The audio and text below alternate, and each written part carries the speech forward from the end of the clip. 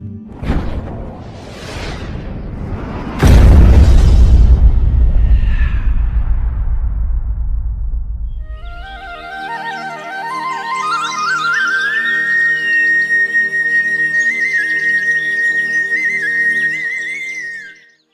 के बाद एक राज्य को विजय करते हुए सिकंदर की सेना आगे बढ़ रही थी।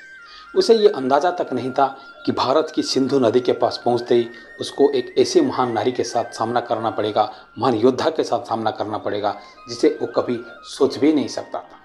सिकंदर की 1.5 लाख की सेना को इतनी छोटी टुकड़ी हरा कर रख दिया, ये इतिहास में आज भी इसकी जानकारी नहीं रखी और हमें भी इसके बारे में कभी पढ़ा ही नहीं गया। मैं संग्राम आप सभी को स्वागत करता हूं मेरे यूट्यूब चैनल के टू इंडिया इतिहास की एक नई एपिसोड के साथ। वो समय था ईसा पूर्व 325 का, जब सिकंदर की दबदबा पूरे पृथ्वी पर था। सिकंदर की सेना के सामने सारे राज्यों ने घुटने टेक दिए थे, लेकिन भारत पर सिकंदर का अब तक दबदबा नहीं था। बट सिकंदर ये सोच चुका था कि ये सोने की चिड़िया को अपने अख्तियार में करने का। सिंधु नदी के किनारे पंजाब में एक छोटे से गणराज्य था जिसका नाम था कठ गणराज्य। कठ गणराज्य की एक सुंदर सी राजकुमारी थी, राजकुमारी कार्विका। राजकुमारी कार्विका बचपन से साहसी थी, निडर थी, ऊंचा लंबा कद, आंखों में धधकती ज्वाला, चेहरे पर सूर्य की चमक के तेज, अदम्य साहस की धनी और शौर्यवान था। भारत के इतिहास के पन्नों को पलटा जाए तो इसे कई वीरांगनाएं हैं जिन्होंने देश के लिए अपनी जान न्यौछावर कर दी। इतिहास में जब भी वीरांगनाओं की बातें होती है, सबसे पहले हम झांसी रानी लक्ष्मीबाई के नाम लेते हैं। लक्ष्मीबाई के साथ साथ अहिल्याबाई होलकर, पार्वतीबाई पेशवे, राधिकाबाई पेशवे, धोला गुर्जरे और राधे प्यारी गुर्जर ऐसी अनेक हस्ती जन्म लिए थे इस धरती पर। लेकिन इस सबसे ऊपर सबसे पहले जो योद्धा, जो वीरांगना था हमारे भारत में, उनको बहुत कम लोग ही जानते हैं। राजकुमारी कार्विका के बारे में हमको जानने का मौका ही नहीं दिया गया। ऐसे बहुत से वीरांगनाओं को नाम इतिहास में मिटा दिया गया। इतिहास में हमें कभी पढ़ाया नहीं गया, इतिहास में कभी दर्ज तक नहीं किया गया उनके नाम को।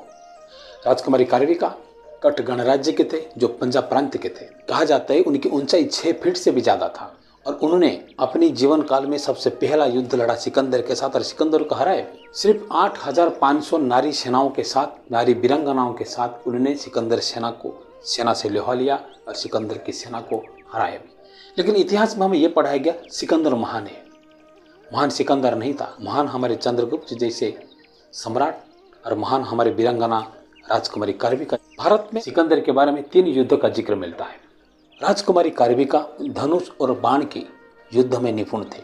भाले फेंकना और भाले पर बारूद लगाकर युद्ध करना ये उनके युद्ध कौशल का एक अंग था। आंख पर पट्टी बांधकर तलवारीबाजी करना ये भी उनकी एक युद्ध कौशल में से एक माना जाता है। और उनकी तलवार की रफ्तार हवा की रफ्तार से भी तेज था। और बिना अस्त्र के युद्ध करना यानी मार्शल आर्ट जैसे युद्ध में भी वो निपुण थे। जब सिकंदर पंजाब प्रांत पर आक्रमण करने के लिए सबसे पहले कठ गणराज्य के ऊपर हमला किया तो शांति से चल रही एक राज्य पर यह पहला बाधा था। जब राजकुमारी कार्विका को यह पता चला कि सिकंदर की सेना ने सबसे पहले कठ गणराज्य के ऊपर आक्रमण करने आ रही है, तो राजकुमारी कार्विका ने अपनी सेना के साथ सिकंदर का प्रतिरोध किया। राजकुमारी कार्विका के बारे में इतिहास में ज़्यादा प्रमाण तो नहीं मिलता है, लेकिन मगर जो प्राप्त प्रमाण है उसी के आधार पर उनकी सेना का नाम था चंडी सेना। 1500 घुड़सवार वीरांगनाएं थे, पारंपरिक हथियार वाले 3500 वीरांगनाएं थे। हाथों में तीर, कमान और ढाल लेकर चलने वाली वीरांगनाओं की संख्या थी 3500। कुल मिलाकर राजकुमारी की सेना में शामिल होने वाले वीरांगनाओं की संख्या थी 8500 और उनकी सहयोगी दलों को मिलाकर यह संख्या थी 13000 और सिकंदर की सेना थी 1.5 लाख के करीब।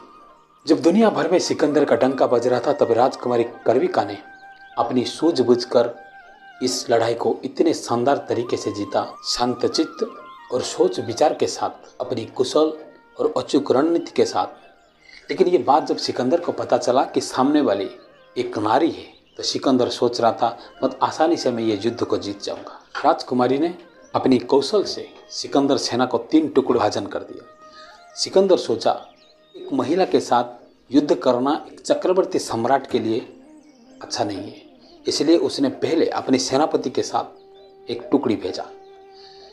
वो टुकड़ी राजकुमारी कार्विका के सेना के साथ नतमस्तक हो गया और हारते हुए वापस लौट गए। दूसरी बार 40,000 सेना के साथ एक सेनापति आया।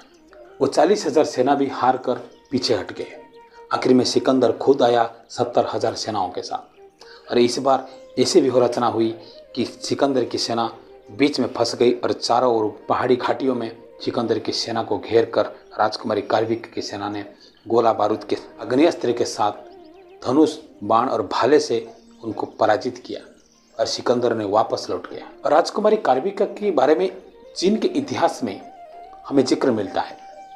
चीनी ने राजकुमारी कार्बिका की जो व्यूह रचना थी, चीन के राजाओं ने अपने राज्य को बचाने के लिए ऐसे व्यूह रचना करके बहुत से राज्य जय कर लिए थे। कुल मिलाकर इस लड़ाई में सिकंदर की सेना को बहुत सी नुकसान हुआ। कहते हैं सिकंदर का जब राजकुमारी कार्बिका के साथ सामना हुआ, राजकुमारी कार्बिका ने दोनों हाथ से तलवार लिए पवन की रफ्तार से सिकंदर के साथ युद्ध मैदान में कूद पड़ी और युद्ध करते वक्त सिकंदर के हाथ पर राजकुमारी कार्बिका की तलवार की धार लगी और रक्त बहने के कारण सिकंदर ने युद्ध क्षेत्र छोड़ के भाग निकला। सिकंदर की सेना के कुछ सेनापति और कुछ सैन्यों ने राजकुमारी कार्बिका के बंदी बनाए गए।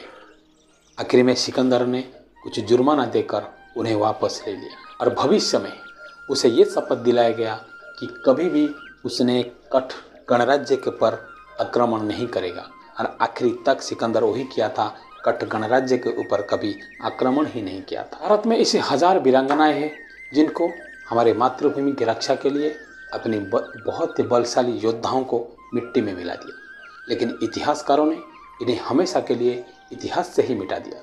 हमारे इतिहास में राजकुमारी कार्बिका, रामप्यारी गुर्जर और धौला गुजरी जैसे महान वीरांगनाओं से भी आज भी अपरिचित है, क्योंकि इतिहास के पन्नों में उनको स्थान नहीं दिया गया। इतिहास के एपिसोड में आज के लिए इतना ही। फिर मिलेंगे एक नए एपिसोड के साथ। तब तक के लिए विदाई लेते हैं। नमस्कार।